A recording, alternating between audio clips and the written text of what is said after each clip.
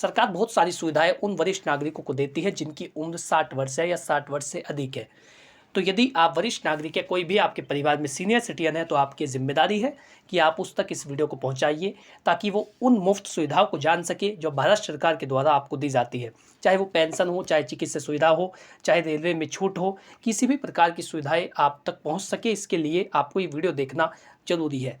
Ashmit Harman channel पर आपका स्वागत है, जहां पर हम बात करते हैं आपके कानूनी अधिकारों की और उन कानूनी प्रावधानों की जो आपके जीवन को पूरी तरीके से बदल सकते हैं। यदि इससे संबंधित आपको कोई भी सवाल हो, कोई सुझाव हो, तो उसके लिए नीचे कमेंट बॉक्स में लिखिए।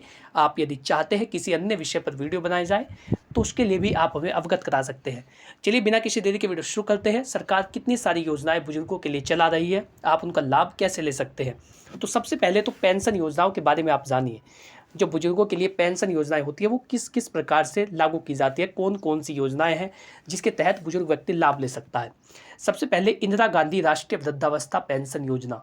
जो इंदिरा गांधी राष्ट्रीय वृद्धावस्था पेंशन योजना है उसके तहत जो व्यक्ति 60 वर्ष की आयु का है, 60 वर्ष से अधिक है, ऐसा व्यक्ति इस पेंशन योजना के लिए अप्लाई कर सकता है, जिसका नाम है इंदिरा गांधी राष्ट्रीय वृद्धावस्था पेंशन योजना।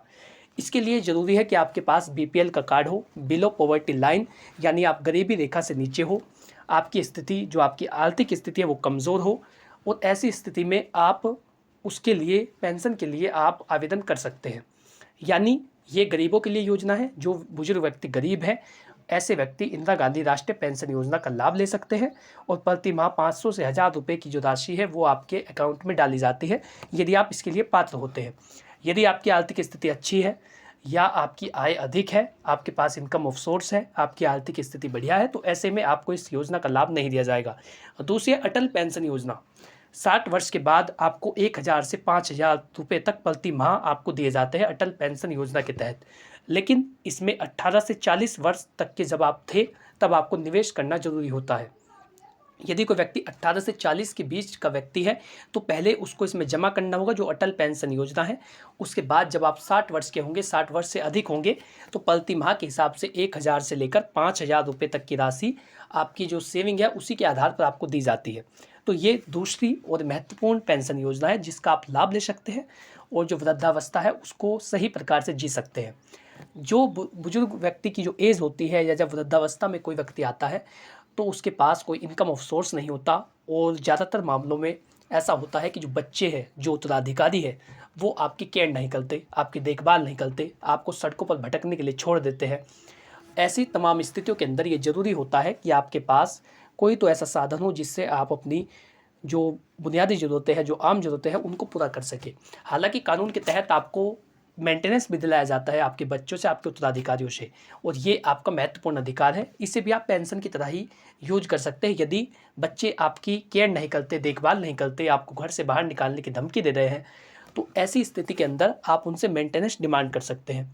मेंटेनेंस अधिकतम 10,000 रुपये पर मंथ तक का हो सकता है यदि किसी बच्चे के द्वारा आपको परेशान किया जा रहा है।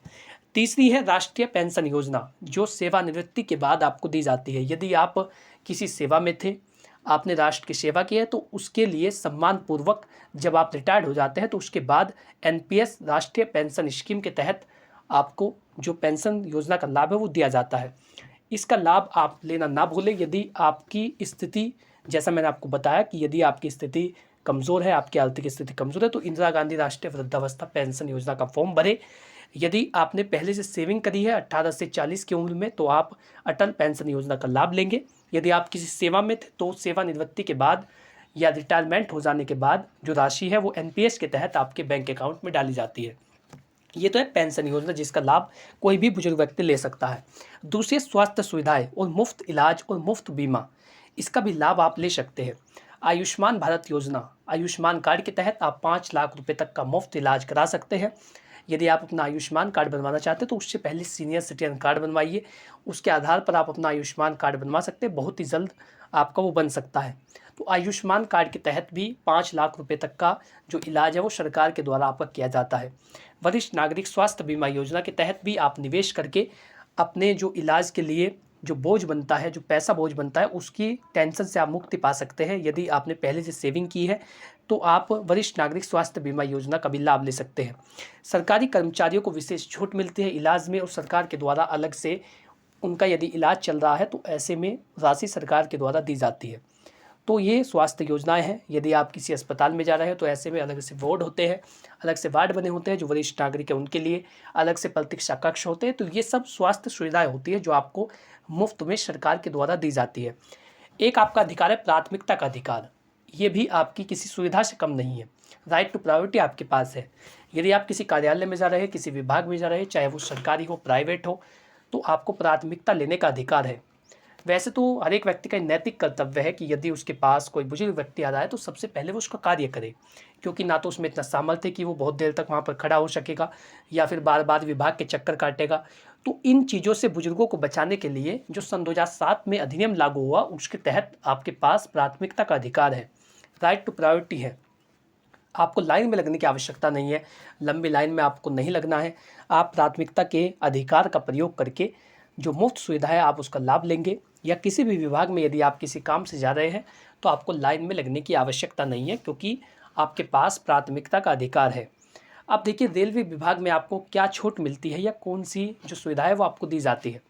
जैसे आपको चढ़ने उतरने में कोई समस्या हो रही है, आप चल नहीं पा रहे हैं, तो ऐसे में व्हील चेयर की जो सुविधा है वो रेलवे स्टेशन पर मौजूद होती है, मुफ्त में उसकी सुविधा आपको दी जाएगी। इसी के साथ वरिष्ठ नागरिकों के लिए अलग से प्रतीक्षा कक्ष होते हैं। और एक और खुशखबरी है आपके लिए, हाल ही में सरकार के द्वारा ऐसे नियम लागू किए गए हैं कि अब जनरल डिब्बों में भी यात्रा करने के लिए पहले से टिकट बुक करना होगा, आरक्षित सीटें लेनी होगी, उसके बाद ही कोई भी व्यक्ति जनरल डिब्बों में भी यात्रा कर सकता है।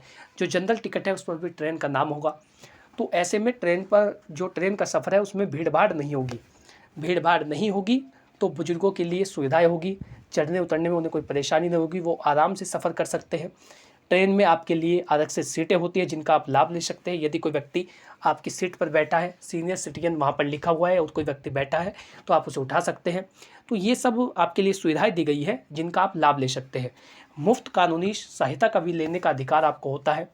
यदि आप किसी मामले में फंसते हैं, चाहे वो संपत्ति का विवाद हो, चेक बाउंस का केस हो, या बच्चे आपको परेशान कर रहे हैं, या अन्य कोई भी विवाद है जहाँ पर कानून की बात आती है, किसी भी दस्तावेज को तैयार कराने के लिए, मुफ्त में वकील करने के लिए, लीगल जो प्रक्रिया है उसको समझने के लिए, किसी भी विवाद में सहायता लेने के लिए, कंसल्टेशन लेने के लिए, ऐसे में आप मुफ्त कानूनी सहायता का लाभ ले सकते हैं। यानी भारतीय कानून ये कहता है कि किसी भी व्यक्ति को इसलिए न्याय से वंचित ना रखा जाए कि उसकी आर्थिक स्थिति कमज़ोर है। तो इस आधार पर आपके साथ अन्याय नहीं हो सकता कि आप गरीब है या आपकी आर्थिक स्थिति कमज़ोर है, तो आप मुफ्त में भी कानूनी सहायता ले सकते हैं। ये कुछ योजनाएं थी, ये कुछ अधिकार थे जिनके तहत बुजुर्गों को मुफ्त में सहायता दी जाती है।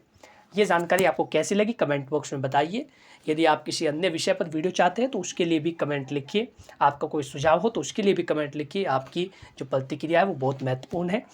और आपको ये वीडियो कैसा लगा, यदि आपको वीडियो अच्छा लगा है तो उसके लिए चैनल को सब्सक्राइब कर ले, ताकि इसी प्रकार की जो महत्वपूर्ण वीडियो है, लीगल नॉलेज है, विधिक परामर्श है, आप तक पहुंच सके। Thank you for watching this video. अपना कीमती समय देने के लिए धन्यवाद।